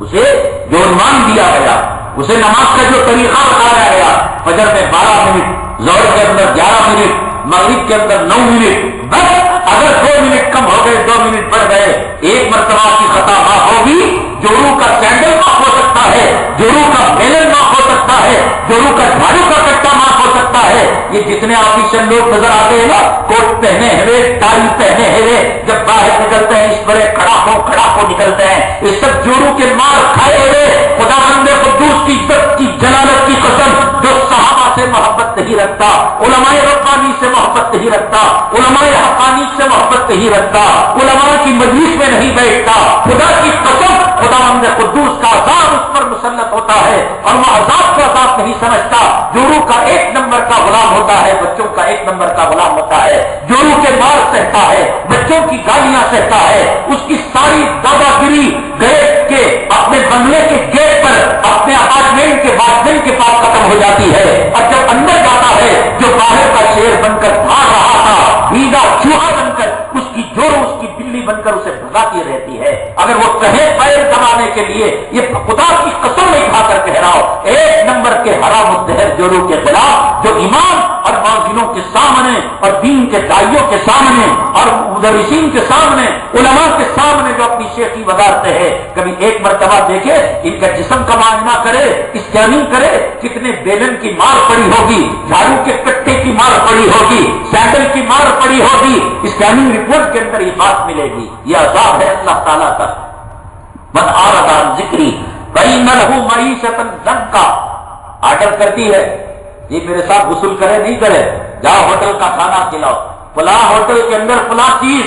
جورو کا غلام گاڑی اسٹارٹ کرتا ہے، بارش پڑتی ہے، کڑاکے کی دھوپ آتی ہے، سنڈے کو آرام کرنے کا جی چاہتا ہے، ممن کی ہوٹلوں میں قطار لگتی نہیں لگتی، سنڈے کا عمرہ ہوتا نہیں ہوتا، پارکوں کے اندر، شاپنگ کمپلیکس کے اندر جو آگے آگے سیلس مین سے مسکرا کر اپنے دندان مبارک دکھا کر بات کرتی ہے، اور یہ بچے کو پیشاب کرانے لے کر جا رہا، پاخانہ کرانے لے کر جا رہا، یہ خداوند قدوس کا عذاب ہے۔ تو مؤذن جو ہوتا ہے پوسٹ پیڈ، ایسے مؤذنوں کو جو صحیح طرح سے اذان دیں وہ معتبر نہیں، جو سنت کا ماحول پیدا کرے وہ معتبر نہیں، جو مسجد کا مقام دے وہ معتبر نہیں۔ ہم بتائیں گے، آئیے، ذمہ داروں کے گھروں کے اندر جا کر برتن دھوئے جاتے ہیں، کھانا پکایا جاتا ہے، ان کا سودا خرچ لا کر دیا جاتا ہے، اب چوری کرے، ڈاکہ ڈالے، کمیٹی کو شکایت جائے اور کمیٹی سے کہا جائے بھائی مؤذن تو متقی ہونا چاہیے، بلال کا نائب ہونا چاہیے، حضرت اذان دے رہا ہے، اقامت دے رہا ہے، اس کی ڈیوٹی ہوگی، ہم وہ مرالے کو جا دے، چاہتے بھی کریں گے، وہ زنا کریں گے، وہ چوری کریں گے، حتیٰ کہ ایک ایسا مؤذن، سب لوگ اخبار پڑھتے ہیں تو دیکھتے ہیں مصر میں کیا ہو رہا ہے، ٹیونس میں کیا، یہ مؤذن سب سے پہلے آخری صفحے میں دیکھتا کہ مردوں کی کیا خبر ہے، کون مرا ہے شہر میں، سب سے پہلے غسل دینے کے لیے جاتا، اب بیچارے وہ لوگ غمگین تو کسی کی واچ مار لیتا، کسی کا جیب کا سامان، یہ پوسٹ پیڈ ہوتے۔ اور میں نے بتایا کہ مختلف چائنا سیٹ جو آپ نے دیکھا ہوگا رنگ برنگ کے،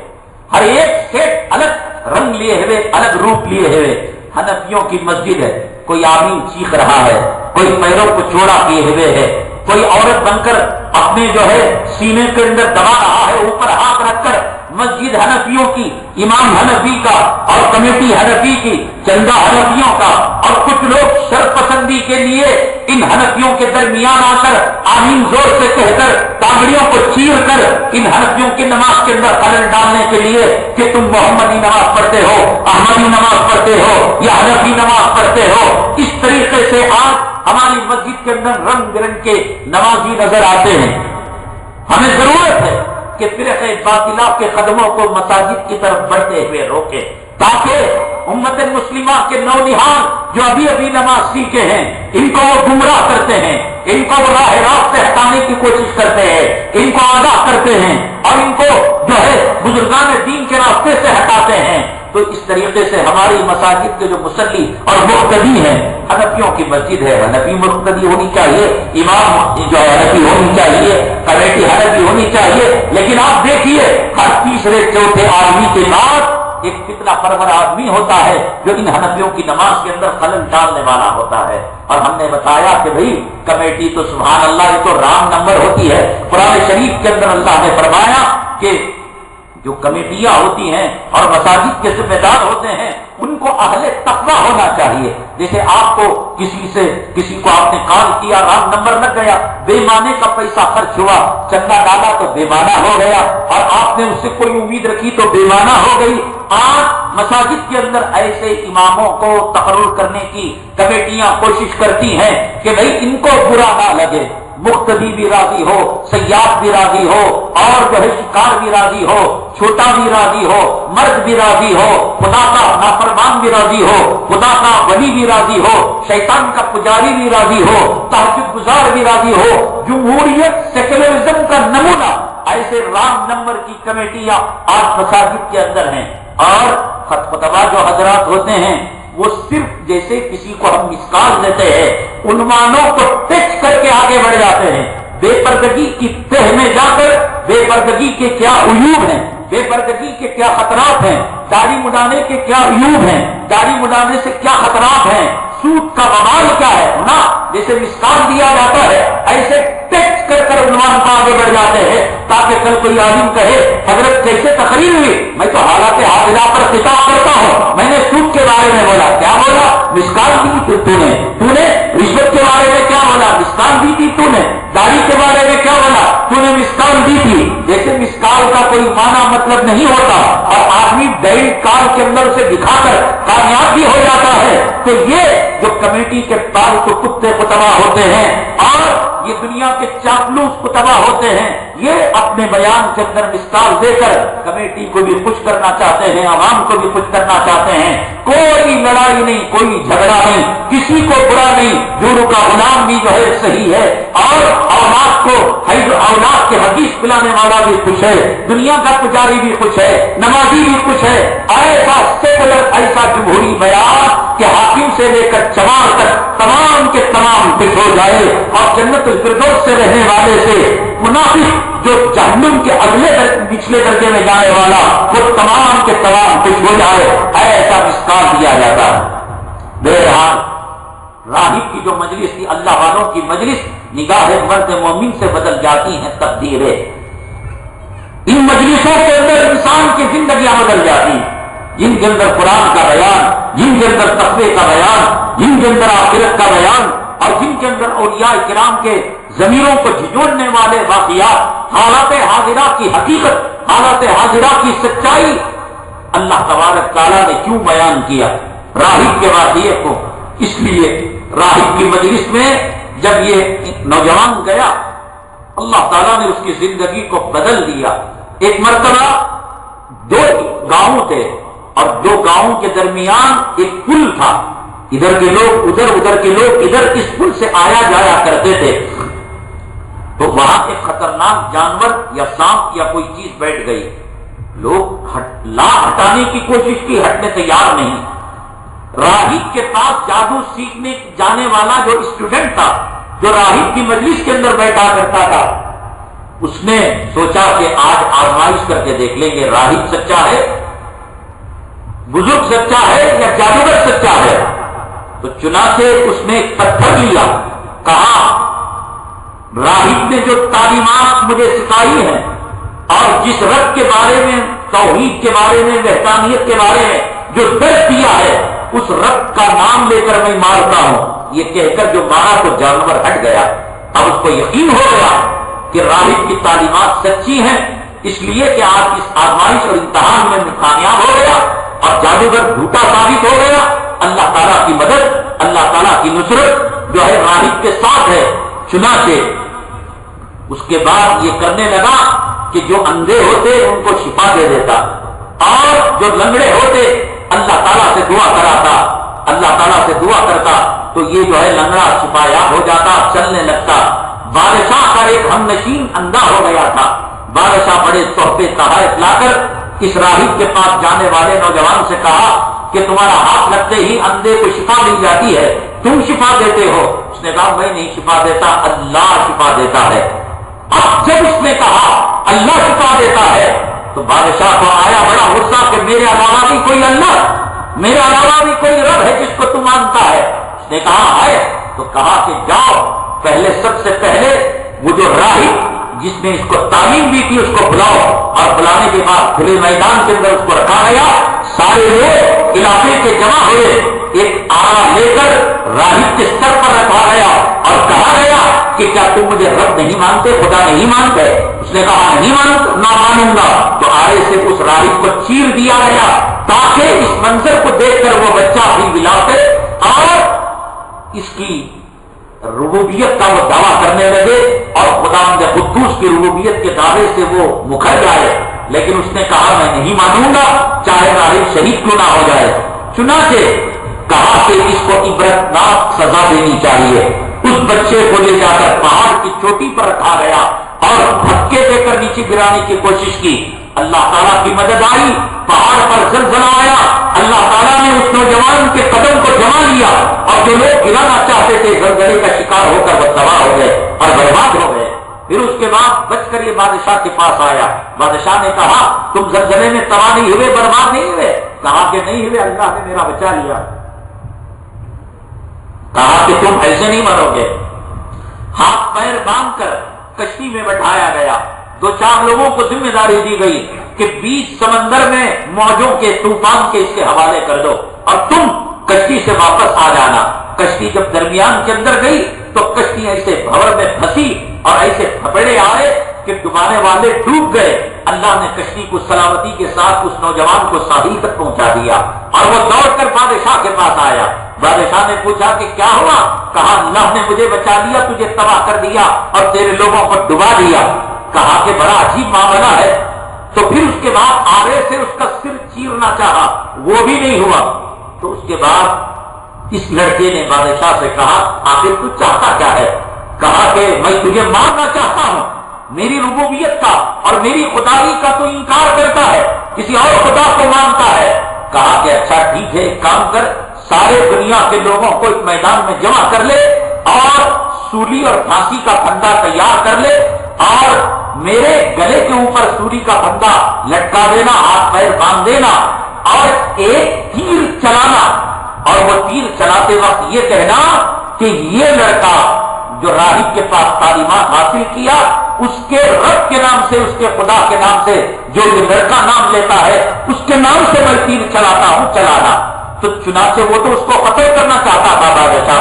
تو چنانچہ اس نے وہی نام لے کر جو تیر چلایا تو کنپٹی میں تیر لگا اور وہ بچہ، وہ نوجوان جام شہادت نوش کر لیا۔ تو لوگ کے دیکھ رہے تھے، ان کو یہ سب پتا لگ چکا تھا کہ پہاڑ میں جانے والے وہ تباہ ہو گئے، سمندر میں جانے والے تباہ ہو گئے، اس کو مارنے والے نیست نابود ہو گئے، اور جب اس کو مارا گیا تو اس کے رب کے نام سے مارا گیا تو یہ ایک نمبر کا جھوٹا ہے۔ تو تمام لوگ کہنے لگے ہم اس رب پر ایمان لاتے ہیں، ہم اس اللہ پر ایمان لاتے ہیں جو اس لڑکے نے جس خدا پر ایمان لایا اور جس رب پر ایمان لایا۔ بادشاہ نے وارننگ دی، بادشاہ نے ان لوگوں کو کہا کہ تم لوگ غلط کرتے ہو، مجھے رب مانو، مجھے خدا مانو، اگر تم نے کسی اور کو رب مانا، کسی اور کو خدا مانا تو ہم تمہیں تباہ کر دیں گے، برباد کر دیں گے۔ ہر گلی کے نکڑ پر، ہر گلی کے کنارے پر اس نے بڑے بڑے کھڈے کھدوائے اور گڈھے کھدوائے اور اس کے اندر آگ کو روشن کیا۔ جو گزرتا اس کو پوچھا جاتا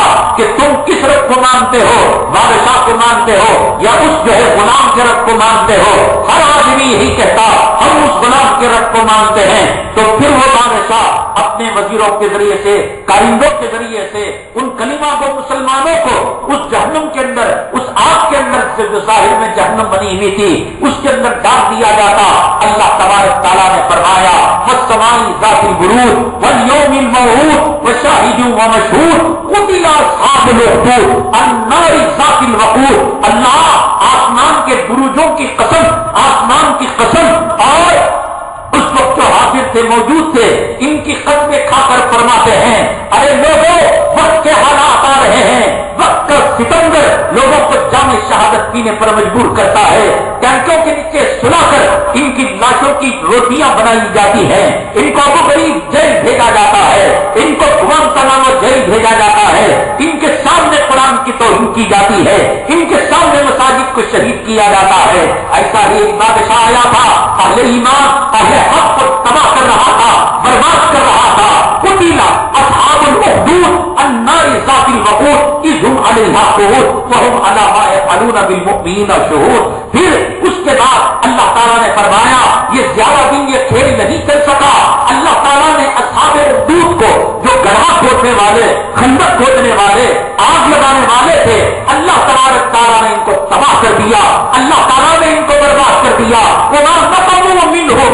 الا ان يؤمنوا بالله العزيز الحميد۔ اللہ تعالیٰ نے فرمایا آج لوگ کہتے ہیں مصر کا مسلمان بے پردہ عورت بے پردہ ہو چکی تھی، مصر کا مسلمان اسلام سے ہٹ چکا تھا، فلسطین کے اندر یہ ہو گیا تھا، گجرات کے اندر یہ ہو گیا تھا، اللہ ان کو ان کا عذاب کا ذائقہ چکا رہا ہے، ہم ہندوستان کے مسلمان مطمئن ہیں۔ میرا اللہ کہتا ہے قتل اصحاب الاخدود، وہ لوگ تباہ ہو گئے، وہ لوگ برباد ہو گئے، حتیٰ کہ ایک عورت جب اپنے بچے کو لے کر جا رہی تھی اور اس بادشاہ کے جس نے خدائی کا دعویٰ کیا تھا اس کے کارندوں نے جب اس عورت کو پکڑ لیا اور اس کو اس آگ کے اندر داخل کرنا چاہا تو وہ عورت اپنے بچے کی طرف، اپنے دودھ پیتے بچے کی طرف مامتا کی نگاہ سے دیکھنے لگی۔ اللہ نے اس بچے کو زبان دے دی، اے میری اماں اللہ کے راستے کے اندر جانے شہادت پینے سے کیوں ڈرتی ہے؟ ہماری تمہاری ملاقات انشاءاللہ جنت میں ہوگی، کون سا تجھے اس میں ہمیشہ رہنا ہے؟ مجھے بھی یہ ظالم بات نہیں کرے گا۔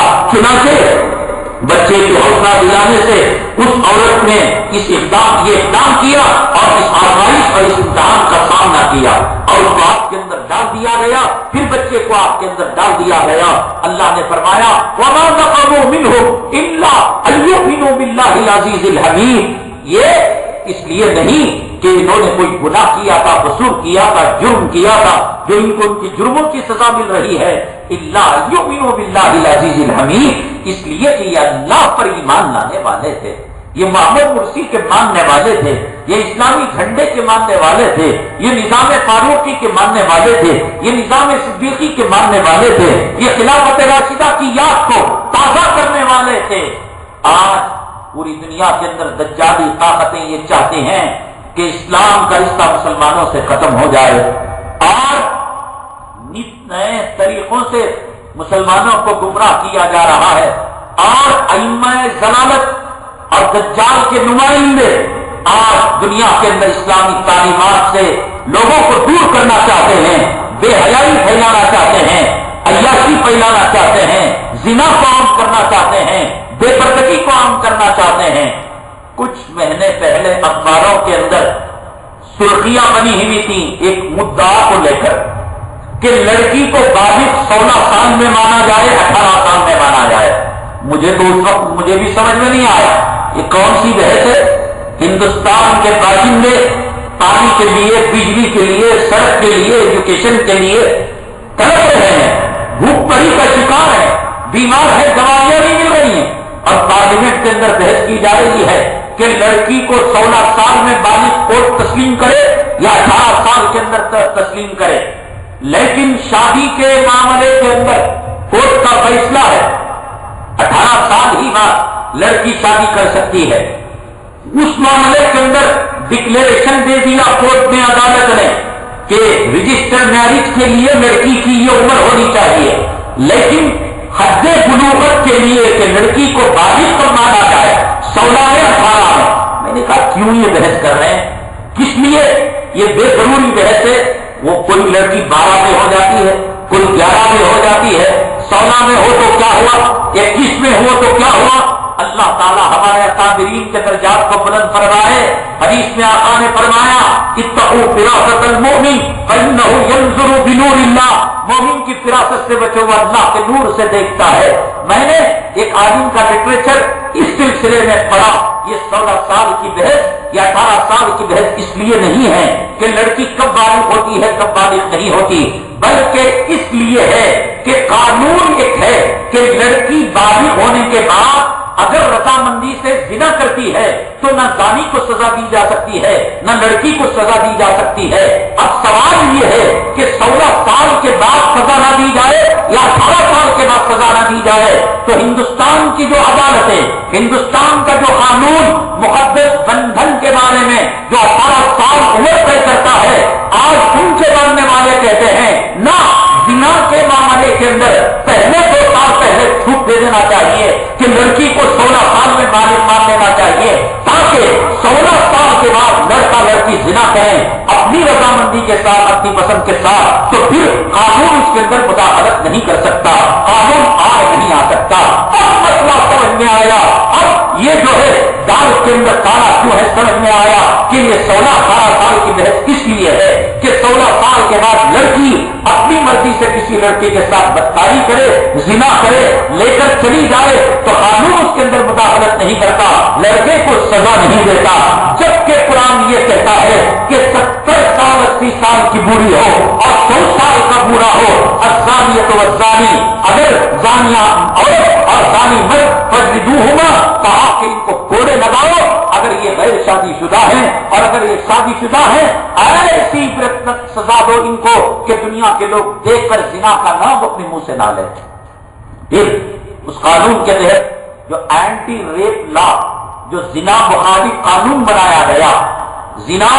عصمت دری مخالف قانون بنایا گیا، اس کے بعد کہا گیا کہ 16 سال کے بعد اگر لڑکی کسی لڑکے کو بھگا کر لے جاتی ہے، نہ ماں کا بس چلے گا، نہ باپ کا بس چلے گا، نہ رشتے داروں کا بس چلے گا، نہ پولیس کا بس چلے گا، نہ قانون کا بس چلے گا۔ 17 جون کو مدراس ہائی کورٹ نے ایک عجیب و غریب فیصلہ دیا، کوئمبتور کی مسلم عورت کسی کے معاشقے کے اندر پھنس گئی، چکر میں پھنس گئی اور 2 بچوں کی ماں بن گئی، اور جب یہ زانی اس عورت سے تھک گیا تو ان بچوں کو ماں کے حوالے کر کر بھاگ گیا، تو کچھ نوجوانوں نے، کچھ تنظیموں نے اس کے خلاف مقدمہ دائر کیا۔ کوئمبٹور کی عدالت نے مدراس ہائی کورٹ کو ریفر کیا۔ مدراس ہائی کورٹ کے اندر اس مہینے کی، اس سال کی 17 جون 2013 کو وہاں کے جج کرناکرن نے ایک عجیب و غریب فیصلہ دیا۔ اس نے کہا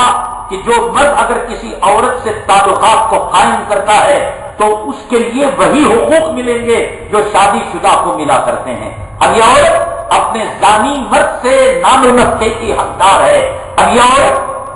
وہ مرتا ہے مرد زانی، تو اس کی وراثت میں اس کے بچے جو زنا سے پیدا ہوئے اور بدکاری سے پیدا ہوئے، ان بچوں کو، اس کی ماں کو برابر سرابر کا حق ملے گا۔ اور یہ شادی کے جو بندھن، یہ شادی کے پھیرے، یہ قاضی کا نکاح، یہ صرف سماج کو مطمئن کرنے کی چیزیں ہیں۔ اصل جو چیز ہے، جج صاحب کا کہنا تھا، یہ جنسی تعلقات اور مباشرت ہے جو حقیقت میں واقع ہو گیا، اور اس کے پاس جب نکاح کا کوئی ثبوت نہیں ملا تو کہا یہ شادی ہی کی طرح۔ اب بتائیے کہ زنا کو شادی سے جوڑا جا رہا ہے، اور 16 سال کے بعد اگر کوئی عورت بھاگ جاتی ہے، پھر اس کے بعد اس کے ساتھ رہنے لگتی ہے، بچے پیدا کرنے کا حق، بچے کو روکنے کا حق، شادی کو باقی رکھنے کا حق، شادی کو توڑنے کا حق، یہ تمام حقوق جو اسلام کے مزاج کے قرآن و حدیث اور شریعت مطہرہ کے برخلاف جو دجالی چالیں ہیں، جن کو یورپی اور انگریزی ممالک کے اندر جن کو رائج کیا گیا ہے، ہندوستان کے اندر اینٹی ریپ لا کے نام سے اس قانون کو بنایا جانے کی کوشش کی جا رہی ہے، اور پھر 16 سال اور 18 سال کی بحث لگا کر آج 2 سال پہلے ہی 18 سال شادی کے معاملے میں جو کوٹے عدالتیں لڑکی کو بالغ مانتی ہیں، وہی عدالتیں زنا کے معاملے میں بفور 2 ایئر 2 سال پہلے اس کو بالغ مان کر اس کو زنا کی چھوٹ دی جا رہی ہے۔ تو جس کو کلام پاک کے اندر اللہ نے فرمایا وَلَا تَقْرَبُوا الزِّنَا إِنَّهُ كَانَ فَاحِشًا وَسَاءَ سَبِيلًا، اے لوگوں زنا کرنا تو دور کی بات، آنکھوں سے دیکھنا زنا کا دروازہ، کانوں سے غیر محرم کا بول سننا زنا کا دروازہ، غیر محرم عورت کو چھونا زنا کا دروازہ، ان زنا کے دروازوں کو شریعت مطہرہ نے بند کر دیا اور کہا وَلَا تَقْرَبُوا الزِّنَا إِنَّهُ كَانَ فَاحِشًا، اے لوگوں زنا کا نام لینا اور قریب جانا دور کی بات، زنا کے نام بھی مت لو اور زنا کے قریب بھی مت جاؤ۔ ایک طرف یہ شریعت کی تعلیم اور دوسری طرف دجالی طاقتیں، اور تیسری طرف مسلمانوں کے اندر مایوسی پیدا کرنے کی یہ لہر ہے۔ کیا ہوا اخوان المسلمین کا، کیا ہوا حماس کا، کیا ہوا الفتح کا، کیا ہوا اللہ کے راستے میں جان دینے والوں کا؟ مایوسی کی کوئی بات نہیں، نا امیدی کی کوئی بات نہیں، یہ ہار نہیں، یہ شکست نہیں، ایمان کے ساتھ رہتے ہوئے کتے ہماری لاشوں کو کھائے ہم کامیاب ہیں، ایمان کے ساتھ رہتے ہوئے ہمارے جسموں کا اصحاب الاخدود نے جو معاملہ کیا آگ لگا دی جائے ہم کامیاب ہیں، ایمان کے ساتھ رہتے ہوئے پیٹ پر پتھر باندھے ہم کامیاب ہیں، ایمان کے ساتھ رہتے ہوئے قید و بند کی زندگی گزارے ہم کامیاب ہیں، ایمان کے ساتھ رہتے ہوئے نبی سے رشتہ رہتے ہوئے شیخ ابی طالب کی زندگی گزارے کامیاب ہیں، ایمان کے ساتھ رہتے ہوئے مہاجرانہ زندگی گزارے ہم کامیاب ہیں، ایمان کے ساتھ رہتے ہوئے ہم مظلومانہ زندگی گزارے کامیاب ہیں، اور ایمان سے ہٹ کر لال قلعے کے مالک بن جائیں، وائٹ ہاؤس کے مالک بن جائیں، زمین و آسمان کے خزانے کے مالک بن جائیں، تو ہم جو ہے فرعونوں کے اندر شمار ہوں گے، حامان کے اندر شمار ہوگا، ہمارا شمار شداد کے اندر ہوگا۔ اے مسلمانوں، اپنا شمار کیا وقت کے فرعونوں کے ساتھ کرنا چاہتے ہو، یا اپنا شمار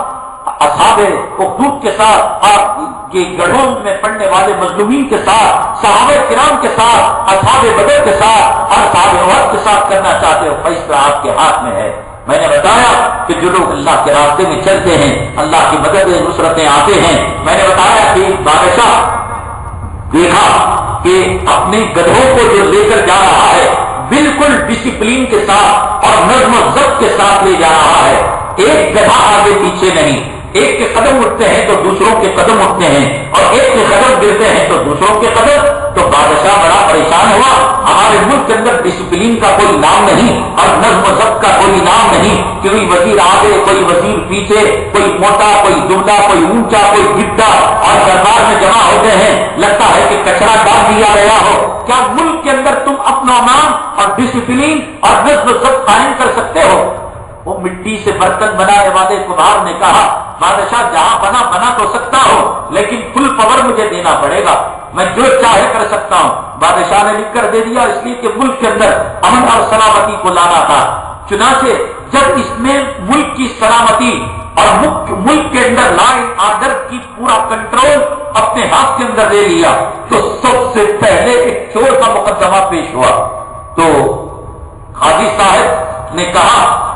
کہ بادشاہ کا قریبی آدمی ہے، اس کے ساتھ کچھ رعایت کی جائے، لیکن لا اینڈ آرڈر اس کے ہاتھ میں تھا، ملک کی سلامتی اور ملک کے اندر امن کو نافذ کرنا اس کے کنٹرول میں تھا۔ تو اس نے کہا کہ قاضی صاحب فیصلہ تو میرے ہاتھ میں ہے، آپ کیوں کریں گے؟ نہیں بادشاہ کا قریبی آدمی۔ تو کمار نے کہا بجا بنا آپ کیا کہیں گے؟ کہا کہ فیصلہ تو آپ کے ہاتھ میں ہے، کہا کہ چور کے ہاتھ کاٹے جائیں۔ بادشاہ بڑا پریشان ہوا کہ بھائی ابھی آ کر جمعہ اٹھروز بھی میرے قریبی آدمی کے ہاتھ کاٹ رہا ہے، ہاتھ کاٹ دیے گئے۔ قاضی کو ڈسمس کر دیا، کہا کہ تم اپنے اقربا بربری کرتے ہوئے انصاف کا خون کرتے ہو، تم مظلوموں کی آہ نہیں سنتے۔ اس نے اس کو ڈسمس کیا۔ بادشاہ نے کہا ارے ظالم کیا کہا ہے تو یہ تو اپنا آدمی تھا، اس کے ہاتھ کٹوا دیے، قاضی اپنا تھا، اس سے ڈٹنا تھا اور تو نے اس کو ڈسمس کرا دیا۔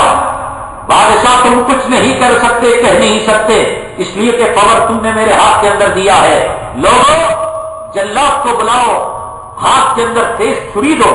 بادشاہ کے ہاتھ پیر باندھو۔ اور جب بادشاہ کے ہاتھ پیر باندھے تو جلاد کو کہا اس کی زبان کھینچو اور اس کو کاٹ دو، اس لیے کہ یہ زبان جب تک چلتی رہے گی اس ملک کے اندر امن اور ڈسپلن نہیں آ سکتا۔ اب لوگوں نے دیکھا کہ قاضی کو ڈسمس کر دیا اور قاضی کے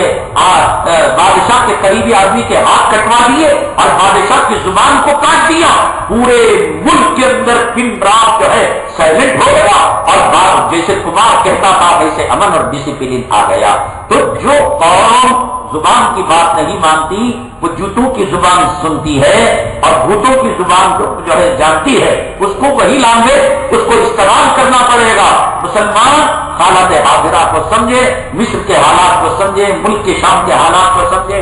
دعائیں کرے۔ آیت کریمہ 1.25 لاکھ مرتبہ جو لا الہ الا انت سبحانک انی کنت من الظالمین اپنے ساتھیوں کو لے کر پڑھوائیں، بشار الاسد کے خاتمے کے لیے، اسلام مسلمان دشمنوں کے خاتمے کے لیے، مظلوموں کے لیے آپ دعاؤں کی مجلسیں قائم کروائیں، آپ تہجد کے اندر دعا کریں۔ شوال المکرم کے 6 روزے ہیں، حدیث پاک میں آقا نے صحیح مسلم شریف کی روایت ہے کہ رمضان المبارک کے بعد اگر کوئی شوال المکرم کے 6 روزے رکھتا ہے اللہ تعالیٰ سال بھر کے روزوں کا ثواب اسے برہمت فرماتے ہیں، اس لیے کہ ایک روزے کا 10 روزے کے برابر، 30 کا 300، 6 کا 60 اور سال کے دن 360 ہوتے ہیں، تو گویا 300 روزوں کا ثواب رمضان میں مل گیا اور 6 روزے رکھیں گے 60 روزوں کا، گویا سال بھر کے روزوں کا ثواب۔ ان روزوں میں سحری میں، افطاری میں، تہجد میں رو رو کر اللہ ان ظالموں کو تباہ کرے، برباد کرے، اللہ مظلوموں کی مدد کرے، اللہ اہل مصر کی مدد کرے، اہل شام کی مدد کرے، اللہ جو منافقین یہاں آ کر مسلمانوں کے درمیان لڑائیاں پیدا کر رہے ہیں، جھگڑے پیدا کر رہے ہیں، قتل و غارت گری کے بازار کو گرم کر رہے ہیں، خداوند قدوس ان کو تباہ کرے، ان کو برباد کرے۔ اے ابرہہ کے بستر کو برباد کرنے والے، اے اصحاب فیل کے ساتھ معاملہ کرنے والے اور ان کو جو ہے